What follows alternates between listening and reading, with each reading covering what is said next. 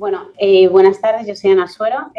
Lo primero, dar las gracias por la invitación a participar en esta sesión y en este programa. Y bueno, esperamos que sea una sesión práctica, que resolvamos las dudas de todas las personas que trabajamos en el día a día con los pacientes mayores y que algunas que no podamos resolver, pues en un futuro se resuelvan con la comunicación de todos. Vamos a hablar sobre las particularidades sobre el manejo de la dislipemia en el paciente mayor. Y para comenzar, queremos hacer un breve recordatorio de la importancia que tiene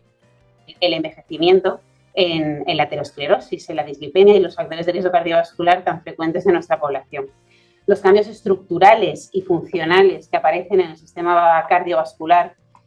con el envejecimiento van a alterar el sustrato sobre el que actúan determinados mecanismos fisiopatológicos y entre ellos los mecanismos que se encargan de la aterosclerosis. Estos cambios que se van a producir en el paciente mayor simplemente por el hecho de envejecer son la reducción en el número de células musculares lisas de la túnica media, se va a producir un mayor depósito de colágeno, una fractura de la lámina elástica, también se va a producir dilatación de la luz arterial y un incremento de la rigidez de la pared endotelial, que todo esto va a producir disfunción endotelial. Estos cambios van a determinar el umbral, la severidad y el pronóstico de la enfermedad aterosclerótica, con lo cual nos vamos a encontrar con vasos envejecidos. Simplemente por el hecho de envejecer, estos vasos lo que van a hacer es aumentar, mejor dicho, la expresión de moléculas proinflamatorias. Se va a producir una inflamación vascular persistente y una mayor capacidad de captar lipoproteínas. Con lo cual, cada vez existe una mayor evidencia de que los mecanismos celulares y moleculares responsables del envejecimiento van a desempeñar un papel muy crítico tanto en la génesis como en el desarrollo de la aterosclerosis. Por todo ello, el envejecimiento vascular ha sido considerado en algunos casos como una fase prodrómica de la enfermedad aterosclerótica, mientras que otros han llegado a considerar la aterosclerosis como una forma de envejecimiento acelerado,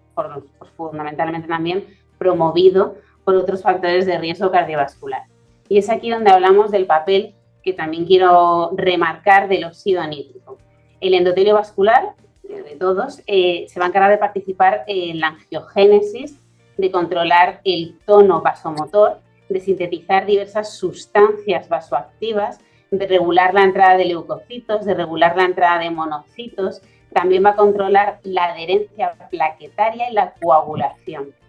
¿Qué ocurre en el envejecimiento? Pues que este óxido nítrico lo vamos a ver disminuido. O sea, la biodisponibilidad del óxido nítrico va a disminuir. Y al disminuir el óxido nítrico, va a dejar de proteger la pared endotelial. Y al dejar de proteger la pared endotelial, se va a producir una disfunción del endotelio y un aumento de la apoptosis. Como bien refleja esta diapositiva, la síntesis de este óxido nítrico tan importante en el endotelio y tan importante en el envejecimiento del endotelio, todo esto se va a sintetizar a través de una enzima que se llama ENOS, que es la sintasa del óxido nítrico endotelial, que va a disminuir simplemente por el hecho de envejecer. Y al disminuir lo que hace es que aumenta la destrucción de células inflamatorias, que aumenta la agregación plaquetaria, que aumenta la apoptosis celular, y todo esto producirá disfunción endotelial, por lo que se considera que la disfunción endotelial, propia y característica solo del envejecimiento, es un estadio inicial y necesario para la progresión de la patología vascular y sobre todo para la progresión de la aterosclerosis. Por lo tanto, la disfunción endotelial que se asocia a la edad implica mediadores proinflamatorios y mediadores prooxidantes. El endotelio va a producir inflamación, va a producir disfunción y todo esto a través del estrés oxidativo. Y esto es propio del envejecimiento, es decir, el mayor sano y el mayor sano libre de enfermedad cardiovascular, libre de enfermedad vascular, por envejecer va a tener una disfunción endotelial y por ello mayor riesgo, mayor fragilidad vascular para desencadenar o para desarrollar una enfermedad vascular clínica como es la dislipemia. Por lo tanto, la edad es el factor de riesgo dominante para la enfermedad cardiovascular aterosclerótica. La incidencia y la prevalencia, después de todo lo que hemos comentado, pues es que la enfermedad cardiovascular aterotrombótica, aterosclerótica, aumenta progresivamente con la edad. Es la principal causa de morbimortalidad en el anciano en países desarrollados y llegan a fallecer en Europa más de 4 millones de personas. La población mayor tiene una mortalidad alta y sobre todo el mayor varón. Y una vez hemos hablado de la fisiopatología, de los cambios estructurales, de los cambios moleculares que conlleva el envejecimiento,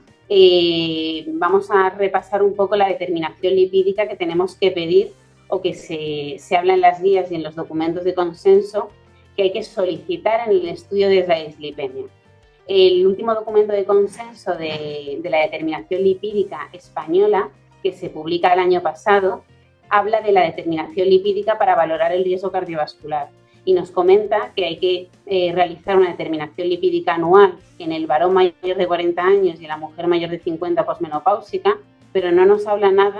de cuál es la determinación lipídica o cuál es la valoración de nuestros pacientes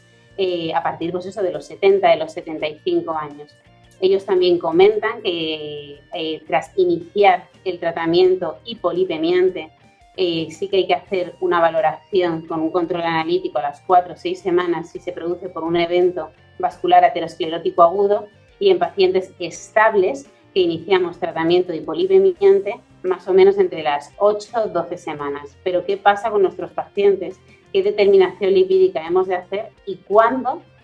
hemos de realizar el control? Todo esto no nos lo comentan ni las últimas guías ni el documento de consenso publicado el año pasado. Sí que dice que una vez que el paciente alcanza los objetivos de lípidos oportunos, pues ya la valoración se realice de manera anual. Y aquí lo que nos comenta es un poco el panel lipídico básico, ¿no? El colesterol total, que solicitamos siempre, los triglicéridos, el colesterol HDL, el colesterol LDL, el no HDL, que muchas veces se solicita, pero es un cálculo muy fácil, que simplemente la resta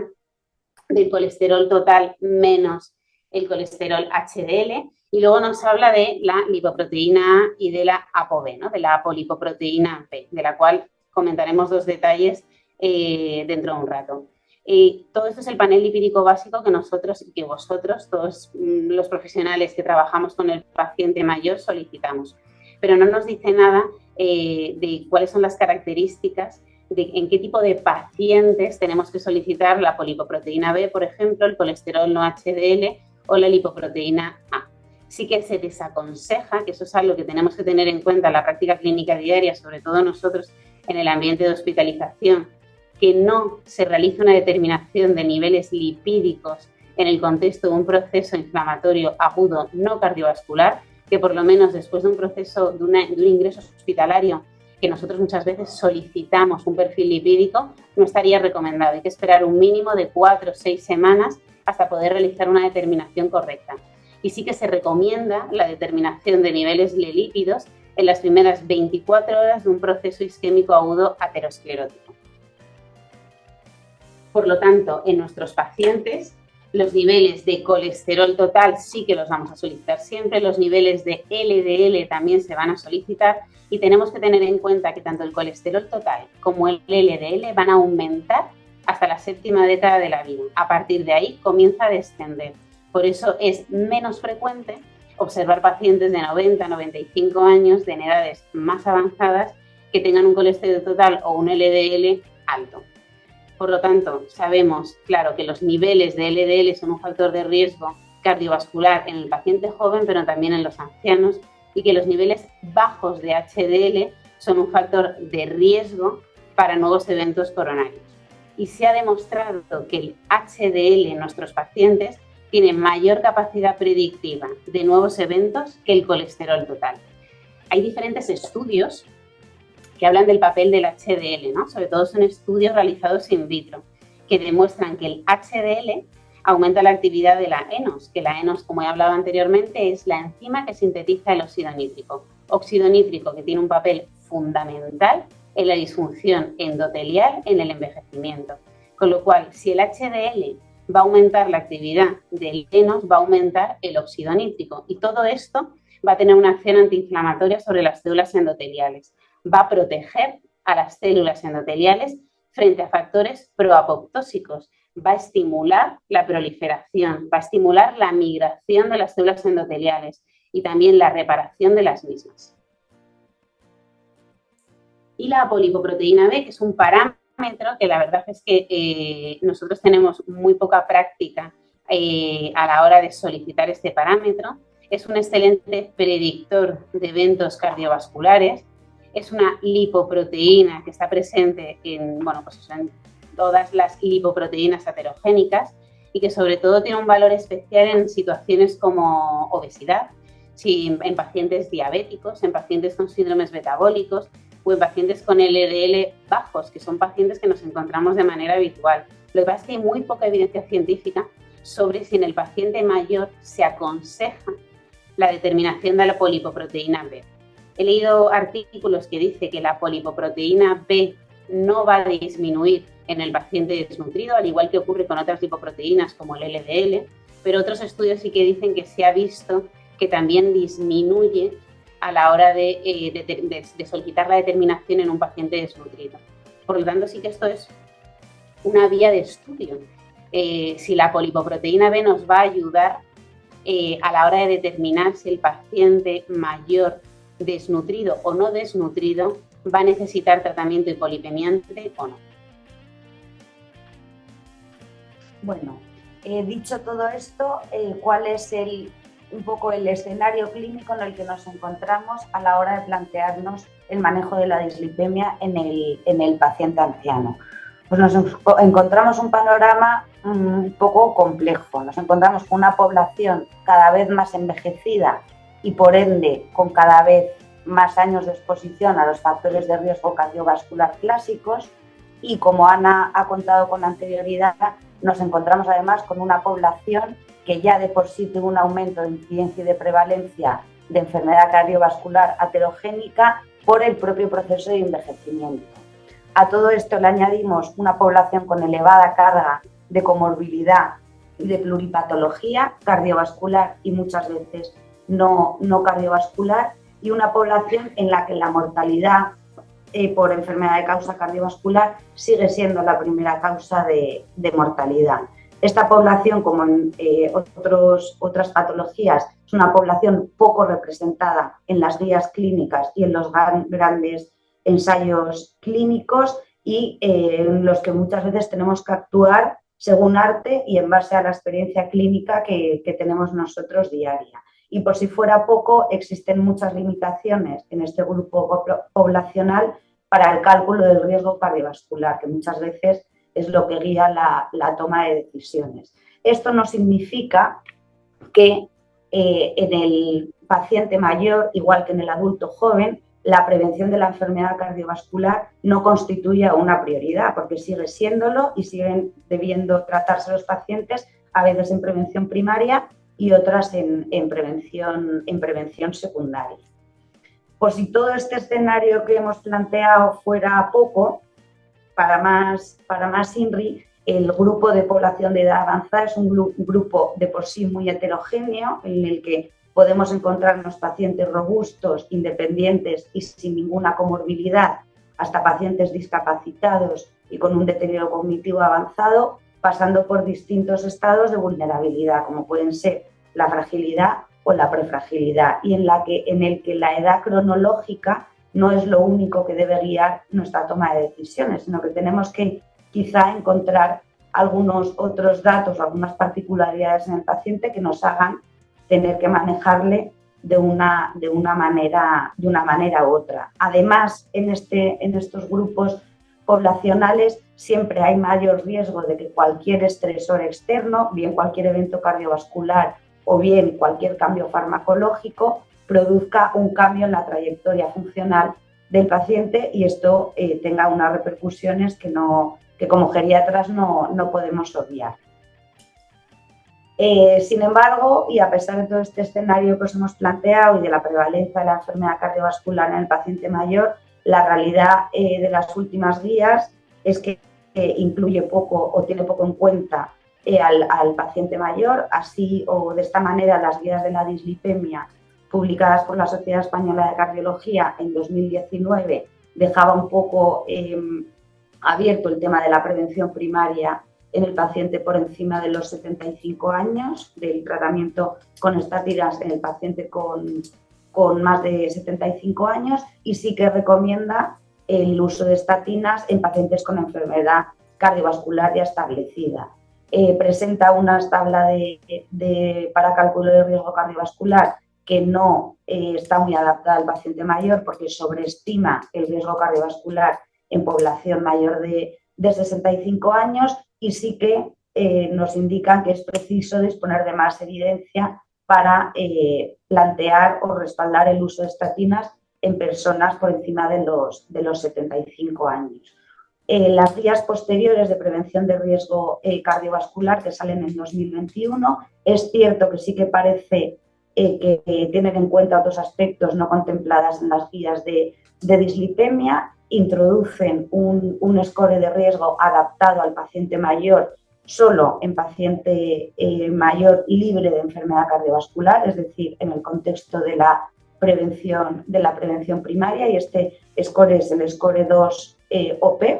que luego valoraremos. En cuanto a la dislipemia, vuelve a dar las mismas recomendaciones de tratamiento farmacológico, es decir, podemos considerar el tratamiento de la dislipemia como prevención primaria en el paciente mayor de 70 años, y en el paciente con enfermedad cardiovascular establecida debemos tratarle como el adulto más joven. Y sí que tienen en cuenta, o por lo menos mencionan, otros contextos clínicos que tienen mucha importancia en el paciente mayor, como son la multimorbilidad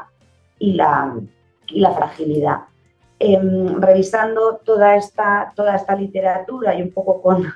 todas las referencias bibliográficas que hemos encontrado, pues qué es un poco lo que nosotros proponemos desde como geriatras del manejo de la dislipemia en el paciente mayor.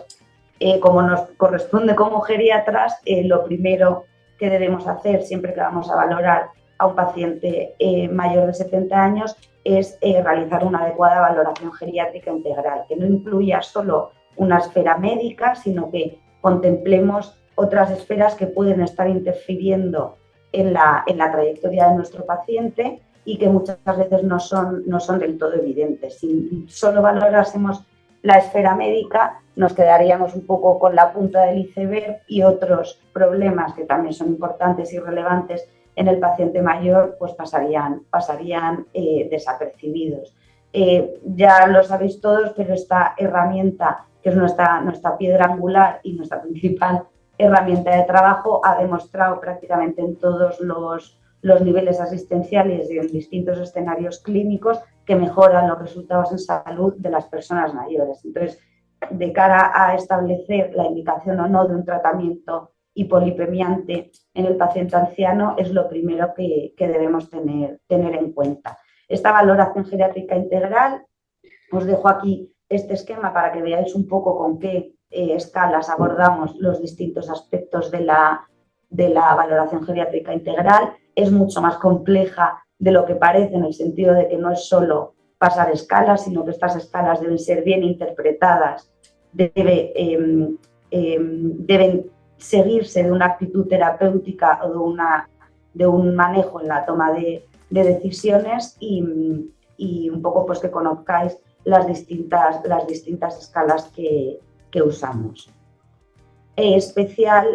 mención quería hacer, por supuesto, al despistaje de todos los síndromes geriátricos, que son enfermedades o condiciones muy prevalentes en el paciente anciano y que muchas veces, cuando están presentes, marcan la trayectoria y el declive de cualquier paciente anciano. Y me quería detener un poco en el tema de la fragilidad, no solo por la importancia que está adquiriendo en los últimos años en todas las esferas de la geriatría, sino porque existe y guarda una relación bidireccional con la enfermedad cardiovascular, de tal forma que los pacientes frágiles tienen más prevalencia de enfermedad cardiovascular y la propia enfermedad cardiovascular puede conllevar a una situación de fragilidad. La fragilidad, la primera definición que sale, ya la conocéis todos, sale en 1997 y se define como un estado de prediscapacidad, es decir, un estado en el que aún tenemos margen para poder actuar, para poder llevar a cabo medidas de intervención para intentar evitar que el paciente entre en un estado de discapacidad. La realidad es que a pesar de todos los avances que había en el tema de la fragilidad, todavía no se ha encontrado una definición universal, pero casi todas las definiciones coinciden en prácticamente cuatro tributos principales, que es un síndrome complejo, heterogéneo y que es potencialmente reversible, que esto yo creo que es casi lo más importante de la idea más importante de la fragilidad, entender que es reversible, que es un estado previo a la discapacidad, que su patogenia es multicausal y que implica a muchos sistemas corporales, que puede estar desencadenado muchas veces por factores estresores como pueden ser una cirugía, una hospitalización, un cambio farmacológico o cualquier otra situación de vulnerabilidad del paciente anciano, y que el hecho de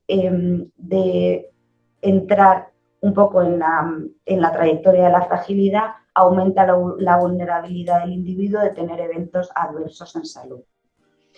Clásicamente hay dos corrientes distintas para la fragilidad. Una la entiende como un fenotipo de fragilidad, que es el que defiende el modelo de Linda Fried, y otro se entiende como un acúmulo de déficits. Hay una gran diferencia entre los dos. Nosotros, en general, aunque estos son un poco corrientes, somos más partidarios del fenotipo de fragilidad porque considera, como hemos dicho, la fragilidad como un estado de prediscapacidad. El modelo de acúmulo de déficit junta la fragilidad con la discapacidad y la dependencia y a veces puede llevar a algún error de confusión. Y para evaluar la fragilidad siguiendo una u otra corriente, existen múltiples escalas en las que no me voy a detener, pero que creo que hay que tener en cuenta a la hora de decir un tratamiento farmacológico o no en el manejo de la dislipemia del paciente anciano. Me he querido detener un poco en esta escala, que no es una escala muy conocida, pero que un poco lo que intenta es unificar la valoración geriátrica integral diaria que hacemos nosotros con una valoración multidimensional de la fragilidad, y que creo que es una escala que va más allá de un simple cribado de la fragilidad, sino que nos puede ayudar en la toma de decisiones clínicas complejas del paciente anciano, como creo que es en concreto el manejo de la dislipemia. Y siguiendo un poco esta escala podemos definir al paciente y podemos definir la trayectoria y un poco el objetivo que nos proponemos en la trayectoria vital y en las medidas que llevamos a cabo en nuestros pacientes. Los pacientes clásicamente robustos, con un índice de frágil VGI bajito, pues probablemente nuestro enfoque sea intentar llevar medidas a cabo para aumentar la supervivencia. En pacientes en estado frágil, prefrágil, probablemente todo vaya encaminado a intentar mantener la funcionalidad de los pacientes el mayor tiempo posible, y las medidas terapéuticas y diagnósticas irán encaminadas a ello. Y pacientes ya muy frágiles o pacientes con dependencia o discapacidad establecida, pues probablemente lo único que nos tenemos que plantear es un bienestar haciendo una aproximación paliativa.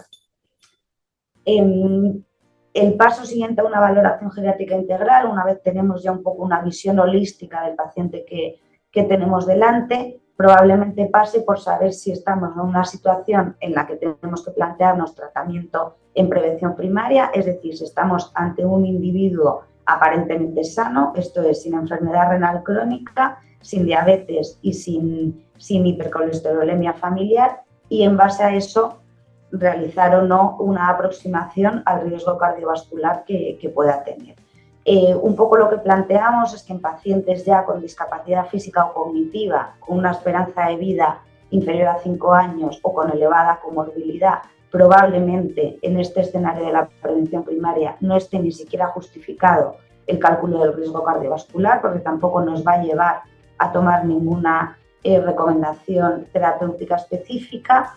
Y quizá donde sí que nos tenemos que parar un poco a valorarlo es en aquellos pacientes sin discapacidad física o cognitiva, con una esperanza de vida mayor a 5 años y sin comorbilidades o con comorbilidades no muy significativas. En estos pacientes debemos evaluar la fragilidad para saber si estamos ante un paciente robusto, prefrágil o frágil.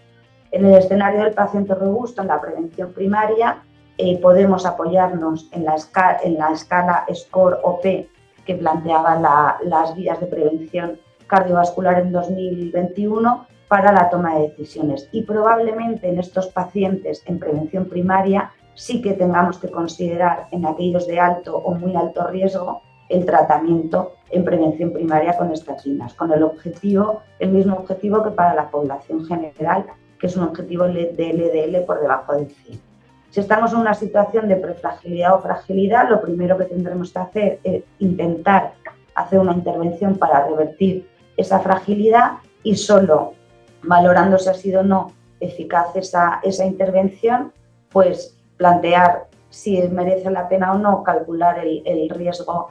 cardiovascular o si simplemente vamos a hacer un manejo no farmacológico, entendiendo que estamos en una situación de prevención primaria. Por tanto, en resumen, en cuanto a la prevención primaria, a pesar de que hay datos un poco dispares, sí que se recomienda el tratamiento en pacientes con factores de riesgo cardiovascular, buena situación funcional y una expectativa de vida razonable. En caso de que el tiempo de obtención para el beneficio clínico del tratamiento sea mayor que la expectativa vital, probablemente lo más razonable sea no iniciar ningún tratamiento, incluso si están con ese tratamiento, plantear su retirada. Otro escenario bien distinto es el de la prevención secundaria, que es el paciente ya con enfermedad cardiovascular aterosclerótica establecida, bien clínicamente o bien por pruebas de imagen. Automáticamente las guías consideran a este paciente de alto o muy alto riesgo y indican que deben ser por encima de los 75 años tratados con estatinas. Nosotros planteamos un escenario un poquito parecido al anterior, pacientes con discapacidad física, esperanza de vida menor a 5 años y elevada comorbilidad, quizá no sea ni siquiera necesario iniciarles un tratamiento para alto o muy alto riesgo y haya que simplemente hacer un manejo sintomático y adaptar otras comorbilidades, y en pacientes que no cumplen estas características, pues una correcta evaluación de la fragilidad. En caso de ser un paciente robusto, este paciente merece un tratamiento con unos objetivos lipídicos igual que el paciente más joven. Incluso podemos plantearnos la estrategia de tratamiento intensivo intentando encontrar un objetivo de LDL por debajo de 55, y en pacientes prefrágiles o prefrágiles primero deberemos hacer una intervención y después quizá tomar decisiones. En cuanto al tratamiento de la dislipemia en el paciente anciano, no olvidar nunca el tratamiento no farmacológico y las medidas y las recomendaciones de estilo de vida, que siguen siendo igual de importantes en el paciente anciano que en el paciente más joven, que todos conocemos bien. Y sí que me gustaría presentaros, porque no sé si todos estáis familiarizados con la herramienta, pero nosotros disponemos de una herramienta que es el ViviFrail, que es una prescripción de ejercicio físico multicomponente adaptada a la situación funcional de cada paciente en función de la valoración que hacemos de fragilidad, y que es un recurso que tenemos disponible todos en Internet y que deberíamos conocer y ofrecer al paciente con dislipemia, bien en prevención secundaria, en primaria o en prevención primaria. En cuanto al tratamiento farmacológico, en primer lugar hablar de las estatinas, que siguen constituyendo el tratamiento de elección en el paciente mayor con dislipemia. Sí que parece, y hay estudios que consideran que en los pacientes ancianos la eficacia es más un efecto de clase que una consecuencia de la dosis y probablemente por ese motivo las estatinas de alta intensidad queden un poco reservadas para el paciente robusto con buena situación funcional y muy alto riesgo cardiovascular, y en el resto de pacientes nos manejemos más con dosis moderadas de estatinas o incluso en ocasiones bajas. Siempre tener en cuenta en el paciente anciano que la dosis debe iniciarse de entrada a dosis bajas si son pacientes con polifarmacia, enfermedad renal crónica, y progresivamente ir aumentando la dosis hasta alcanzar la dosis objetivo, y probablemente en pacientes ya en la octava década de la vida con fragilidad, comorbilidad, polifarmacia o otros síndromes geriátricos, haya que considerar terapias un poquito menos intensivas. En cuanto a las reacciones adversas más frecuentes en el paciente anciano, y cierto es que muchas veces nos tienen que hacer muchas veces algún deterioro funcional o algún declive funcional o empeoramiento en la trayectoria funcional de nuestros pacientes cuando hemos hecho algún cambio farmacológico, son reacciones que tenemos que tener en cuenta. Lo más frecuente que vemos son las mialgias, que muchas veces, y como han indicado muchos estudios, parece ser por un efecto nocebo, pero que independientemente del efecto que sean, son mialgias y en el paciente anciano condicionan muchas veces deterioro funcional y que hay que tenerlas en cuenta.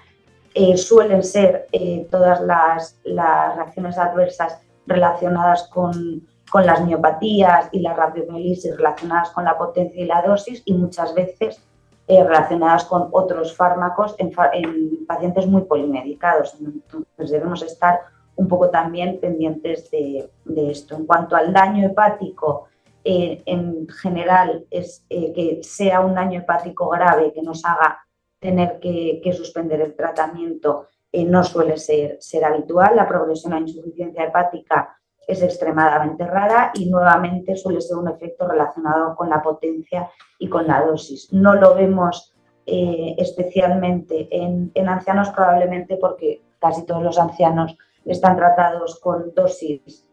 bajas o moderadas de estatinas, y con estatinas que no son de alta potencia. Y en cuanto al riesgo de diabetes, es cierto que existe un riesgo de hiperglucemia y de desarrollo de diabetes mellitus tipo 2, y parece que esto es mayor en ancianos o en presencia de otros factores de riesgo de diabetes, como son el sobrepeso o la resistencia a insulina. En cuanto a la segunda línea de tratamiento, una vez existe contraindicación para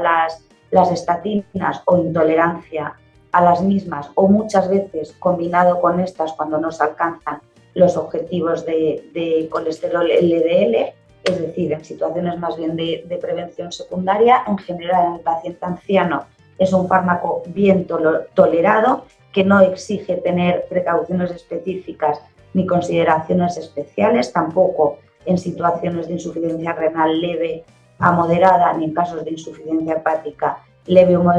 o moderada, y que en combinación con estatinas no parece aumentar el riesgo de los efectos adversos a nivel muscular.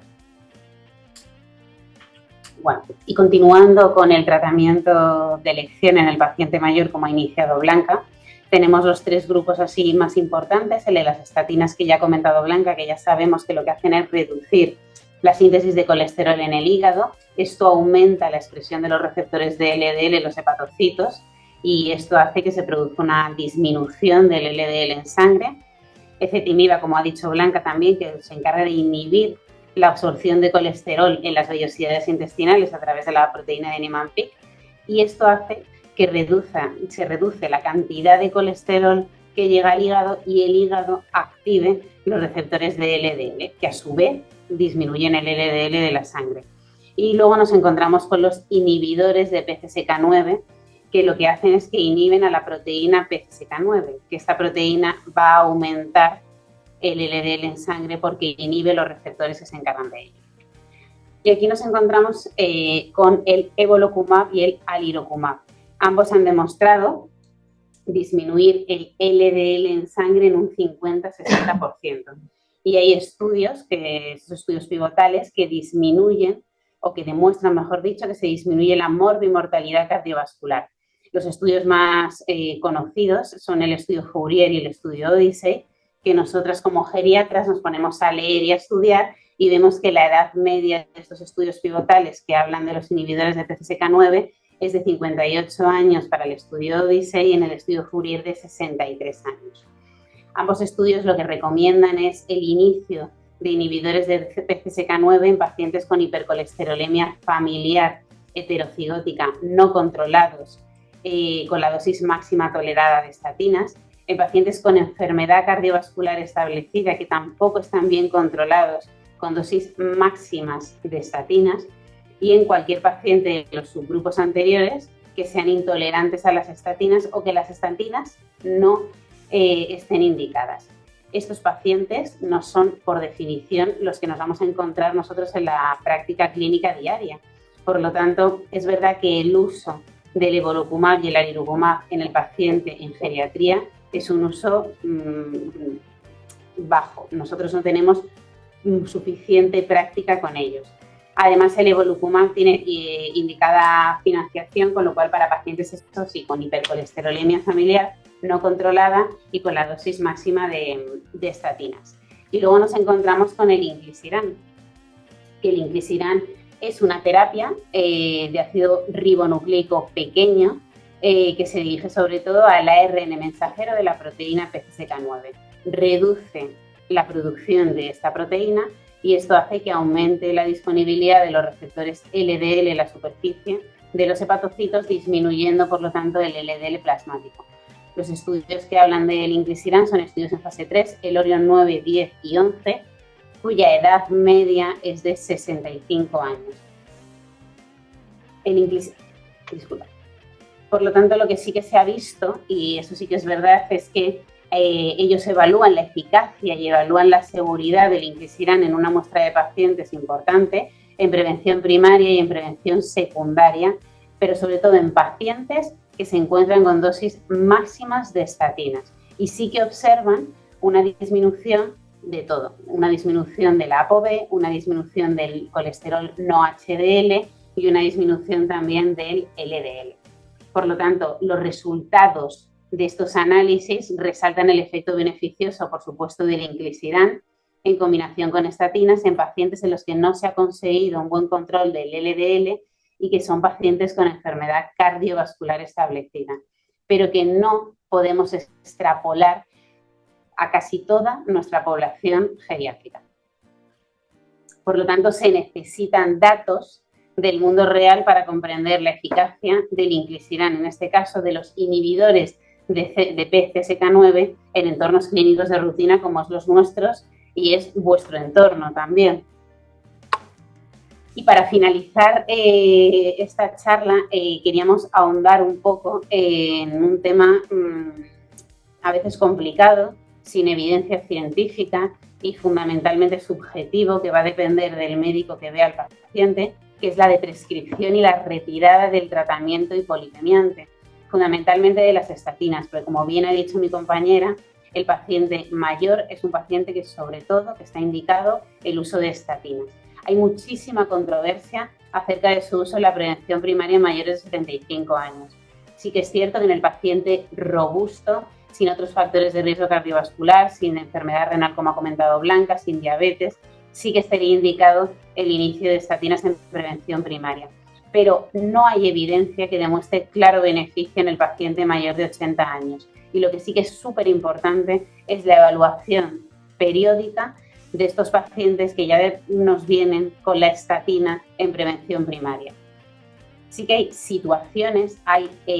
esferas que vemos nosotros en el día a día y que también veis vosotros, en el que la reducción de la estatina, mejor dicho, la retirada y la de prescripción, nos va a plantear menos dudas. Sobre todo son pacientes con deterioros físicos graves, pacientes con deterioros cognitivos que se encuentran a veces en enfermedades, en unas fases muy ya terminales de su enfermedad, o pacientes con corta esperanza de vida, en esperanzas de vida de menos de 6 meses o de menos de un año, porque creemos que la reducción del riesgo de eventos cardiovasculares o la mortalidad cardiovascular no va a tener en ellos ninguna relevancia. Y sobre todo porque son muchas veces pacientes con polifarmacia, en la que es importantísimo que nos dediquemos siempre a la hora de seguirles a optimizar su tratamiento e intentar de prescribir todo aquello que no le aporta beneficio. En pacientes también con efectos adversos graves como miositis, rabdomiolisis o con signos de efectos adversos debido sobre todo a las estatinas, sobre todo en el paciente con mialgias, que tiene riesgo de deterioro funcional por ello, sí que habría que quitarlas y de prescribirlas. Y en pacientes sin enfermedad cardiovascular previa que necesiten tratamientos con otros fármacos que sabemos que interactúan con las estatinas, también tenemos que tenerlo en cuenta. Por supuesto, todo lo que hacemos con el paciente mayor, siempre todo lo que hacemos con los pacientes tiene que ser consensuado por la familia y en muchos casos nosotros por los cuidadores principales. Las guías ya te dicen un poco por dónde van estos tiros. En cuanto al tratamiento de las dislipemias en el anciano, dice, se puede considerar iniciar el tratamiento con estatinas en prevención primaria en personas mayores de 75 años. Es decir, nadie lo tiene claro, no hay suficiente evidencia científica de todo esto. A esta imagen me ha gustado muchísimo, que es de un estudio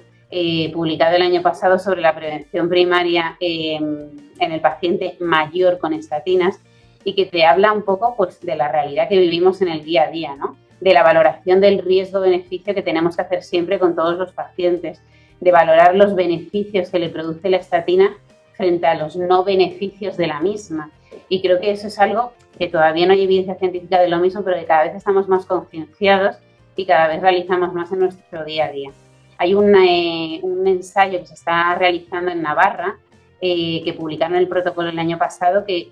se basa en eso, en intentar, a través de atención primaria, de farmacia y de medicina preventiva, retirar las estatinas en aquellos pacientes mayores de 75 años que la tienen por prevención primaria. Todavía los resultados no están, pero sí que van a ser posiblemente súper interesantes y van a cambiar un poco nuestra práctica clínica diaria. Además de eso, se está realizando y se está llevando a cabo un estudio que es el STAR Trial, que se está realizando en Australia, con la población australiana y que vamos, nos va a aportar bastantes datos. Es un ensayo doble ciego, aleatorizado y controlado, que se utiliza atorvastatina de 40 y placebo. Todas las personas que participan en el estudio son mayores de 70 años y son personas que no tienen antecedentes de enfermedad cardiovascular, que no tienen diabetes y que tampoco tienen demencia. Los participantes se están asignando de